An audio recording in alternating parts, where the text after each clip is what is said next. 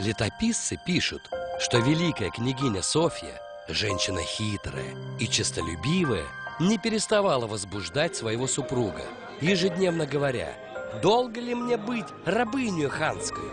Действовала она не только словом, но и делом. В Кремле находился особенный дом для татар, в котором жили послы, чиновники и купцы. Наблюдая за поступками московских князей, они обо всем извещали хана. Софья не хотела терпеть столь опасных лазутчиков. Княгиня отправила дары жене хана Ахмата и писала к ней, что, дескать, было ей какое-то видение, что она желает создать на ордынском подворье храм, потому просит татарский дом себе, но дает вместо него другой. Царица согласилась. Дом разломали, и татары, выехав из него, остались без пристанища. Больше их в Кремль уже не пускали. Пишут еще, что София убедила Иоанна не встречать послов из Орды, которые привозили с собою басму, печать или болван хана. В месте, где московские князья встречали послов, кланялись и для слушания грамот подстилали мех соболей под ноги чтецу и преклоняли колено, создали во времена Иоанна церковь, до ныне именуемую Спасом на Болвановке.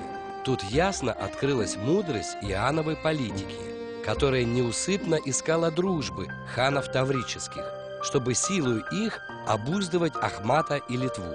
Мингли-Гирей снова воцарился в Тавриде. Иоанн немедленно направил к нему гонца с поздравлением, а вслед и боярина, князя Ивана Звенца. Он должен был сказать хану, что государь согласен действовать с Мингли-Гиреем против Ахмата, если он будет ему союзником против Казимира Литовского. Посол также имел поручение наедине передать хану тайную грамоту, утвержденную крестным целованием и золотой печатью, в которой великий князь обязывался дружески принять Мингли-Гирея в Россию, в случае, если он в третий раз лишится престола. Иоанн обещал хану обходиться с ним как с государем вольным, независимым, и способствовать ему всеми силами к возвращению царства. Боярин Звенец успешно справился со своей миссией. Заключили союз, условились вместе воевать и мириться, наблюдать все движения Ахмата и Литвы, тайно или явно мешать их замыслам, вредным для той или другой стороны. Наконец, обеим державам, Москве и Крыму, действовать как единый во всех случаях.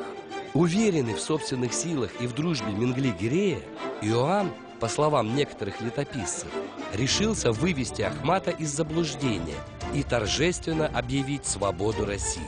Когда князю Иоанну привели ханских послов с требованием дани, он взял басму, или образ царя, изломал ее, бросил на землю, растоптал ногами, велел умертвить послов, кроме одного, и сказал ему: «Спеши объявить царю виденное тобою. Что сделалось с его басмою и с послами, то будет и с ним, если он не оставит меня в покое». Ахмат вскипел: «Так поступает раб наш, князь московский!» и начал собирать войско. Другие летописцы считали, что осторожный Иоанн не мог так поступить, и последний поход Ахмата на Россию – это результат политики Казимира Литовского. Опасаясь усиления России, этот правитель смог склонить хана Золотой Орды к войне против Москвы, обещая со своей стороны сделать то же самое.